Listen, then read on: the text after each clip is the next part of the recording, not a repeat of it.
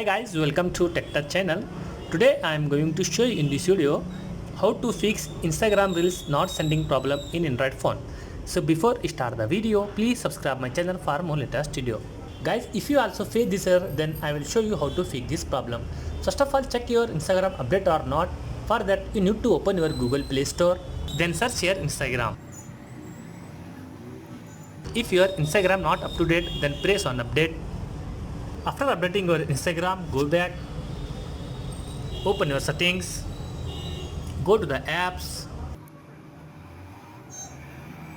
then search your Instagram, press on force stop, press on storage, press on clear data. Before clearing the data, read this sentence. This app data will be permanently deleted. This includes files, settings, databases and other app data. Then press on OK. After that, check your problem fixed or not. If not, uninstall and reinstall your Instagram. Your problem will be fixed. So in this way you fix Instagram Reels not sending problem. Thanks for watching friends. Hope like this video. If you like this video, please like, share and don't forget to subscribe my channel.